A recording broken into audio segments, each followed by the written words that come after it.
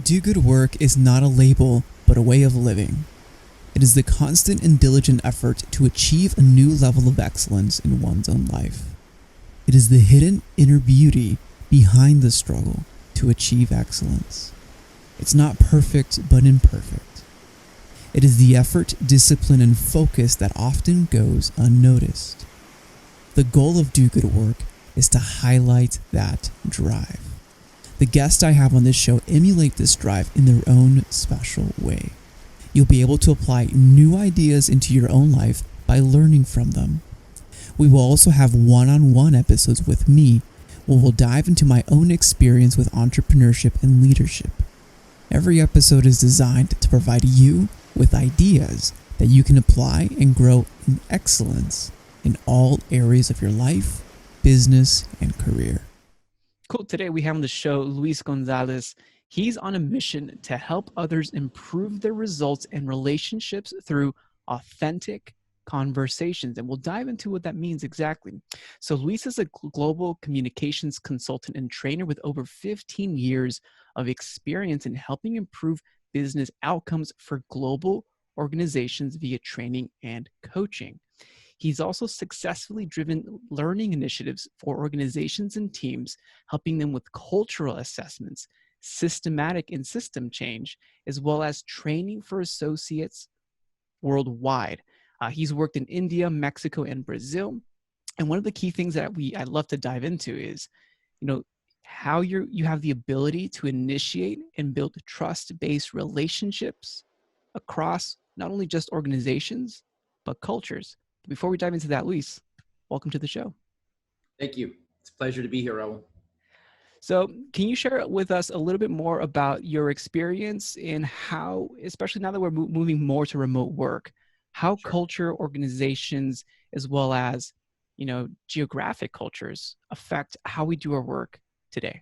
I see it changing as we speak, especially it's accelerated from my experience due to the shift with the COVID pandemic, people now more than ever working remotely. Mm-hmm. And it's interesting, but now we're even more connected, although it's electronically, if you will. So what I'm seeing is a little bit different from when I was at Microsoft in India 10 years ago, where yes, we were connected. Yes, of course, there was internet, there was Skype and all of that. But still, even though within the Microsoft, under the Microsoft umbrella, okay, it's a U.S. American company. So there's definitely that U.S. organizational culture, but still it was India. It was still Indian culture, even at Microsoft. Yeah. And the reason why I was there was to help tease or untie those knots in communication that happen even when everyone is speaking English. Now what I'm experiencing is there's general miscommunication anyway, because that's what we human beings do. We assume and read into things and all of that, especially when it's electronic communication. So there's even miscommunication within U.S. American teams, what to speak of global teams. Mm-hmm. But what I'm finding out is, and working with global teams as I did today, this morning, there's some sort of commonality coming into place. And I can't put my finger on it, and I can't define it for you right now in this conversation. But we're all talking more than ever on Zoom and seeing each other. So we're developing our own kind of culture, I suppose you could say, on how to work with one another online. What does that look like? What's acceptable? What's not? All that stuff. And we're still learning about that. So I don't know if I'm answering the question, but I think we're opening it up, though, because this isn't just like a simple one answer question. I think it's opening because giving more dynamic and perspective. So like when we met in person here at Bird Rock, La Jolla, we talked about how I helped grow remote teams and how we had 9 different time zones, different countries, different nationalities, different backgrounds, different upbringings. And then you also mentioned when you were working with Microsoft in India that even though we're speaking English, there's a different way to communicate so that people understand what they need to do and then how they need to do it. And I think it's unraveling even more right now as we're becoming more interconnected, even though we're still remote, interconnected, and being able to communicate and facilitate communication, more, not only just authentically, but also more clearly. So I want to dive into, what do you mean by having authentic conversations? So authentic conversations, all right, I'll take it as simple as it is at face value. Saying what you really mean, saying what you really feel, saying what you really feel you need to say, as opposed to saying what you might think you're called to say, what you're expected to say, what you should say. Mm. Saying what you authentically feel. Now, the downside of that is, I've been known to do that in my younger days, and you ruin relationships, you offend people. Yeah. So that's the other side of that. So how do we, and this is what I do these days, how do we keep it real, as we say? How do we be authentic? How do we remain authentic and say what we really feel, what we really want to say, without the load, if you know what I mean, without an emotional wake, without harming other people? Or now we can't control how they're going to take it or how they're going to react, but how do we do it without blame, without assuming, without judgment, etc., and just speaking what we really feel? So that applies in our personal lives. That applies certainly in the business world. How that applies in culture, for example, in some cultures, let's take India, there's a great degree of distance, power distance, hierarchy, respect for hierarchy. And if I'm in a room and the boss is in a meeting and he's delivering this new, let's say, initiative that we're about to roll out, and I see a gap or I see a challenge or I see a risk, I'm less likely within that cultural framework to raise my hand and say, hold on a second, boss, I see a challenge. Let's talk about that. We're in the United States, we're encouraged to do that. So if you have a boss, a leader of a team in the United States, he or she may give a meeting like that and say, okay, here's what we're, rolling out, new initiative. And someone in the room may say, great idea. And have you thought about this? What about these 2 steps after that? Yeah, contingencies. Yeah. Okay. Oh, thanks for bringing that up. Let's take a look at that. Whereas in other cultures, that could be looked at and perceived differently, going against the boss, if you know what I mean. The boss says it, we're just to do it. We're not to question it necessarily. So then it becomes incumbent on the, let's say, for example, the US American manager, and I'll say, or coming from any culture where they're more direct, as we are in the United States. The onus is on them really to ask the right questions, to learn how to get the information from the people on their team that are in that culture who are less likely to speak up, if you know what I mean. So the authentic conversations allows them to be empowered to speak up. Is that kind of how that plays a role? Yeah, but it works both ways, because the leaders also have to be open and genuinely open to not only receiving it, but asking for it if they're not getting it. Coming into a meeting and saying, I got what I think is a brilliant idea here, but man, I need you to poke holes. Please help me, be my devil's advocate, because when we roll this out, I want success. I want to know the weak spots in it. In some cultures, that may be looked at negatively. In other cultures, that's looked at, oh God, thanks for getting my back. I didn't see that. I was in my silo. I wasn't aware of that, So then I think that brings up 2 key questions for me, because being, leaders of teams, sometimes asking for that kind of feedback, no one really gives it. Sometimes either they're too afraid or they don't think about it, or I don't know if there was a lack of trust buildup, or it was just the fact that we were moving too fast and we weren't thinking about those types of conversations. So there's that piece. Like, as a leader, how do I build that kind of not just trust itself, but how do I build that response in my team to always not just second question, but always poke holes into a great idea? And then second, when it comes to having those communications, how do you empower the team to do that? Okay. And first of all, let me just back up and say, it's not only poke holes in the idea, but maybe come up with a solution, or how about this? Yeah. So it's not just being the naysayer, number one. Okay. So I've encountered teams like that in my previous hotel career. Encounter a team at a new hotel property of 15 individuals who had been soured by their last manager. There was no trust. So the answer to your question, how do you not only build the trust, but what I think I'm hearing you ask is, how do you build a culture where feedback is given and received and welcomed 24/7, 365? It's done one conversation at a time. It doesn't happen overnight. The trust is built one conversation at a time. That might be one-on-one at the beginning with each of those 15 individuals, and really putting on your listening cap more than your talking cap. Have conversations. Tell me about your experience. Just listen and be a good listener. Hone in on what the skills, the talents, the successes are, and also be aware of where the weak spots. I mean, sometimes, as I know as a leader, I can spot things as well, right? And get an assessment of that and start to make those connections and encouragement. Of course, I'm big, as when I led large teams at the Ritz-Carlton and the Marriott, for example. To me, it's like any sports team. I'm like the coach. All right, we got this. Let's do this. It's all us. You win, I win, we all win. We all look good. Customers come back. It's just how do we lose? Let's have fun while we're doing this. How can I support you? But I also set tight parameters, and so they know they're held accountable. So to answer your question, how do you build the trust? It happens through conversations, and I mean real, authentic conversations, bringing us back to square one. What do you mean by real and authentic conversations? In addition to, as I said, keeping it real or saying what you really want to say, people know, you and I know, human beings in general know, and it resonates with us when people are sincere and authentic with us. Does that make sense? I can tell when someone's the really feelings, you can understand, and even you can see it in their expression of their face. Or I had someone else on the podcast, I think it was Elaine, who connected us that if you smile, half smile, and it's not all the way to your ears, or like they can't see the wrinkles, the other person doesn't feel it. And there's studies showing that we can perceive happiness, or we can perceive that person's actually smiling, or they're just faking it. We perceive the inauthenticity. We know it. There's something inside us that resonates and people level with us. And so that's, yes, to answer your question, we'll go there. Tell me more. Ask me more. And I love that. And I do want to, arm wrestle a little bit with the authentic conversation point, but you mentioned something that I think is key, and it's even more prevalent right now, because when we're being remote, great, we have feedback, we have teams, we have communications, we have initiatives. How are you seeing the best ways to facilitate accountability across teams? First of all, you have to model it. That's my motto. You want accountability as a leader, you got to show people what that means, what that's like, first of all. So check in with yourself. Are you accountable? Are you in victim mentality? Oh, everything is just horrible. If only things were better. If only we had the resources. If only we had the budget. If only everything would be a little bit better. Yeah.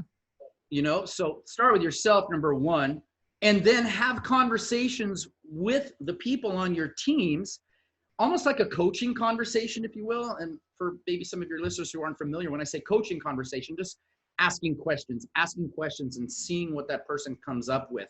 So if your team so for example, in my experience, I don't lead large teams now or any teams now, but I have. And when someone would come to me and say, oh, well, we don't have enough people, we're understaffed, and whatever their complaint is, they're looking at the glass half full. And guess what? They're absolutely right. It is unfortunate. This does suck. Yes, we are understaffed. Yes, we will be working 12 hours today. I'm so sorry about that, right? But it's not the situation. It's how we handle the situation. And so I'll have the conversation with them and say, okay, what's the challenge? What's going on? What was your role in this? Just asking. Turn it on them. What was your role in this? How did you have ownership in this decision? How did you have it? What could you have done differently then? If I didn't have a role in this, okay. If you roll back the film, could you have done anything differently? Yeah, I probably should have told someone, or I should have whatever. Okay, all right. Now, what's the best we can do? What's the first thing we can do to move this towards a solution? They'll come up with something. Well, it may not be moving the mountain, but what's the one thing we can do to move this in a different direction? Great. Now you got that solution. Let's do it. What are you going to do about that? How can I support you with that? When are you going to do it? What's going to get in your way? What's going to get in our way? Let's look at the challenges first, and let's do it. You got my support. Let's go. Now, I've not held them accountable. I've not said once, you need to be accountable. This is on you, bro. I've not done any of that. I've just, through questioning, asked them questions, including, how do you feel about that? What are you feeling about this situation? I'm angry. Yeah, it's tough. So then you get their buy-in, like, I know, it's an unfortunate situation. Now, let's do something with it. What are we going to do? Given the current sucky situation we find ourselves in, what are we going to do?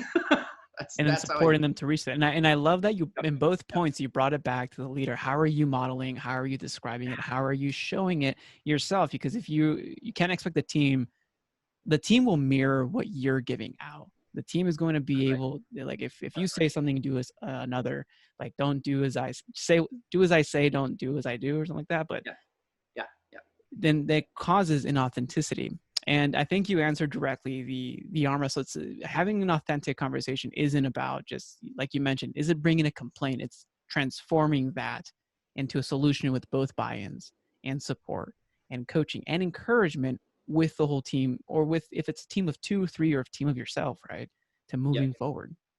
I'm going to add 2 points, if I may, before we move on.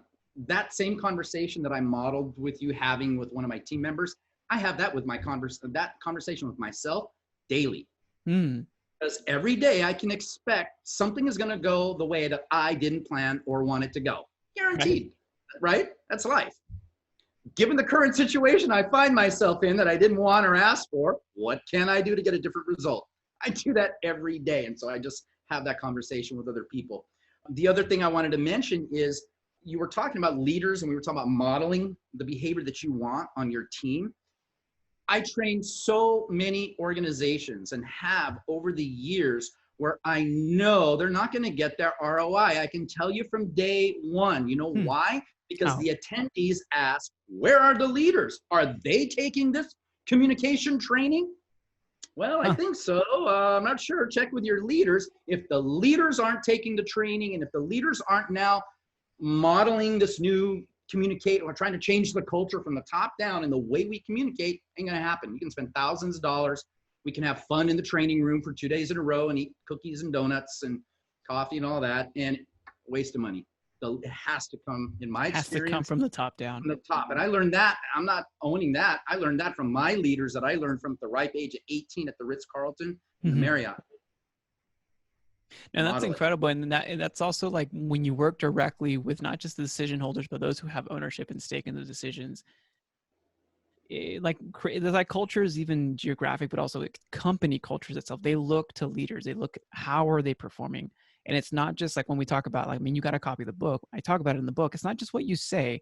It's how you act, how you set the stage, because the way that you set the stage for the company is how the stress levels are going to be received, how problems are going to be attacked, and how initiatives are going to be undertaken.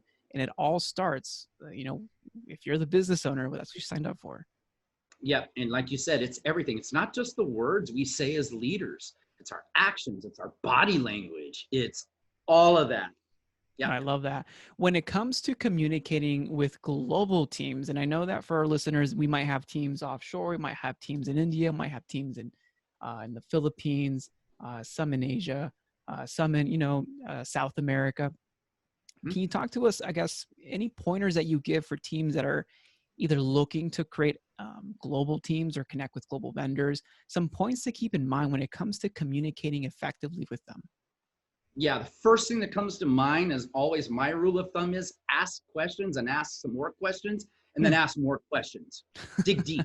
Okay. Do not be satisfied with the first answer you get on the surface. And I learned that the hard way. Can you tell us a little bit more about that? Yeah. Yeah, I was going to say, so what I mean by that is you've just acquired a new team offshore somewhere and let's just say, for example, you're the US American guy, like you or me, okay? We got a certain communication style. In other cultures we've already kind of mentioned, there's direct and indirect communication styles. That's what it's generally called in that field of study. Okay. And in indirect cultures, they will not directly say no. That's not part of their culture to say no. They will say no, but we in direct cultures aren't tuned into it, like a dog whistle. For example, I've worked with teams in India for many years. And I learned if I'd asked someone on my team, even when I was in India, we need this by Friday, 3:00, end of day, are we going to have it? And I would hear something like, I'll give you just one example. We'll do our level best. Now, as a US American, when I hear that, I'm positive. I'm feeling like, I think it's going to happen. But in other cultures, that's a no. That's a polite way of saying, don't expect it. We'll do our level best. So that when I say ask more questions, okay, what are the challenges that is going to prevent you from getting it done Friday at 3 p.m.? Well, sir, now I start finding more information. Person X on the team has his cousin's wedding and we'll be going to the wedding next week. So we'll be one person short. Now in other cultures, you cannot prevent people from going to family weddings. That's the values are different than here in the US. Only to find out this chap is going to go to this wedding. Oh, it's a 2-day train trip. Okay. And then there's a 3, 4, 5 day wedding. So now we're talking 10 days. We're short. So you start asking questions. Tell me more about that. How many people on staff? What's it going to take to get it done by 3:00? What do you have on your plate now that could possibly, you can't say back what resources can we add? Yeah. Yeah. So you just dig. You just keep peeling the onion back until you finally realize in your aha moment, I'm not getting this on Friday. I better have a plan B or I got to jump in and help out or redirect or what have you. So back to our original question, just ask more questions. You'll get more clarity that way. Ask more questions. In indirect culture. So now I'm speaking towards indirect cultures, right? Yeah. That would be India in the East, what we would call the East, Japan, China, Korea, things like that, where hierarchy is valued.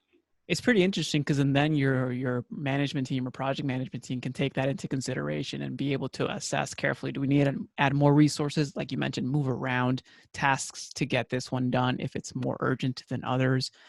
But also just the simplicity of digging deeper and not taking anything at surface value. How would you, a lot of the communications also come through email and Slack. Any, tips on how to manage non-verbal communications just directly on text? I'm biased on this, man. I'm just going to call it out. Get on your video camera as much as you can. Oh, really? Okay. We're human beings. At the end of the day, we're hardwired to connect with one another. That's how we're hardwired, man. So at the end of the day, we're craving that connection. And now with COVID and working remotely, more people and all that, this is just, I have no science to back this up, but I just know it. As human beings, we need that connection. We can see now, I can see your face. I can read your body language, even if it's, and especially for leaders, I recommend this. You've got an overseas team or a geographically distant team or a not, some other team somewhere else. Once in a while, check in, even if it's only 2 or 3 minutes. I even get the response, well, we're so busy, we're moving so fast, and blah, blah, blah. Yeah, I know that. It's an investment. Invest 5 minutes to connect with your team, man. It's gonna pay back later when they pull the extra mile for you when you need it. You know what I mean? So I think that's key. Check in. I turn on my video. I don't get it. I was on I gotta be a little discreet, but let's just say previously in the past, I have been on calls with a client where the owner of that client, the salesperson within my organization, no camera on. I'm the facilitator. Now I'm going to partner with this client and be their consultant and the one who's going to get the money for the whole thing. You know what I mean? Camera off. And now I get it. So now I have to pull back, have the conversation with myself. Luis, what are your assumptions? I'm assuming that they don't want to be bothered. I'm assuming so many things, but maybe she's got kids running around and that's the best she can do. So I have to ease off a little bit and understand that everyone is handling this situation and life in general in their own way. But generally speaking, Raul, I like to turn my camera on, not all the time, but I do like to check in. I recommend leaders check in and just, if you have one-on-ones or just, send an email. You got 5 minutes? I'd love to just touch bases with you. People respond to that. In my experience, people respond to a leader who reaches out and says, let's just talk. I have no agenda. I just want to check in. How you doing, Raul? See how you're actually doing. What's keeping you up at night, Raul? And viewing that as an investment, I think is definitely a different perspective, and one that is very important, especially for companies that are growing online, or for, personally, like some of my clients that are growing fast online. Like, this is an investment. Too busy will always be too busy. Like, I think that everyone who runs a company will always be too busy, but looking at it as an investment to deposit in, because to give a perspective, like in the marketing world, when you're doing your marketing, your outbound, or you're doing your content marketing strategy, one of the key things specifically is to always show up. Always show up. If you're doing that for the outside market, how are you doing that for your internal team? And I think you bring up an important point there. Not only that, we were talking about accountability a few minutes ago. Accountability on your team, but you got to build that trust. How might you build that trust? By connecting and turning on your camera and smiling and just checking in. How can I support you? No agenda here, just checking in, man. Thank you for your support. Love what you're doing. Let's rock. And then in a pinch, when you need them, you need them to work that extra night or whatever it is, that, oh my gosh, something just happened. This huge deadline, this new client came through. You got it. They're like, don't worry, boss, I got it. It's an investment. Take 5 minutes. Huge. It pays off pretty well that way, but it's also it builds that culture where people know that you care. This isn't just like a gig online. This is something that this is creating that intertwined. And some people don't like to think about it as a family, depending on how big of a company you are. But at least it's someone who cares on the other side and is supporting me and helping me grow. Yeah, that's it. Yeah. I agree. Luis, I love it, my man. Well, where can listeners go to thank you for this episode and connect more with you? I would love for people to go to our website. I work for an organization, Fierce. Website is Fierce Inc., FIERCEINC.com/resources. Dive into all the resources. Number one. Number two, connect with me on LinkedIn. I love growing my network. I love learning from others like you, Raul.